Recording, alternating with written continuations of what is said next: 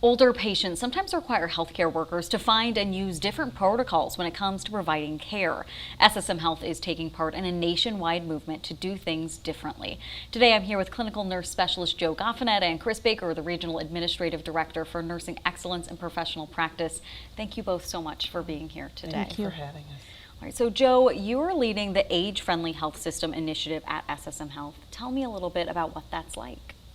Well, becoming an age-friendly healthcare system is really about designing care for older adults using a 4M framework.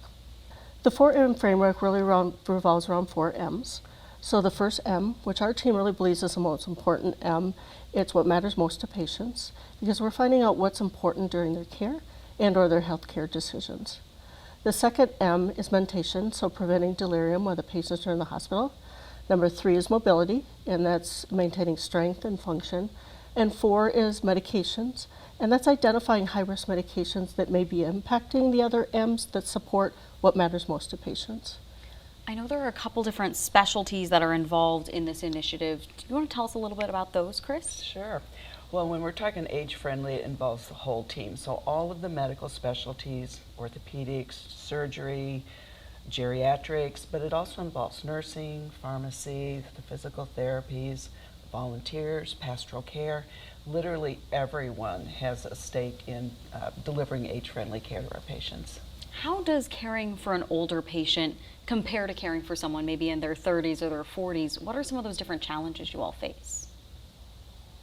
I think some of the challenges we face are the vulnerabilities and things that impact older adults, such as delirium. Because delirium can be devastating to patients and families. The symptoms can include confusion, agitation, fixation with things that may or may not be true. And I think it is something that patients don't always clear before they're discharged. Some are not able to go back home and have to go to a post-acute setting. So there's a financial impact with that, as well as an emotional impact of watching that with your loved ones and the support the healthcare team needs to give to the patient and the families. And it's personally touched me and my family, so I think we would need to do everything we can to prevent that from happening to our patients.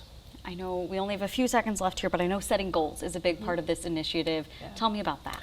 Well, healthcare providers are really good about setting goals for our patients, but this is a paradigm shift where the first thing we ask the patient is what matters the most to you, and then organize the rest of the care around that. It changes it from a passive, what do I need to do today, doctor, to what's the most important thing I as a doctor or nurse can do to help you meet your goals? And that's a game changer. All right, Joe and Chris, thank you both so much for being here with us today. Thank you for having us.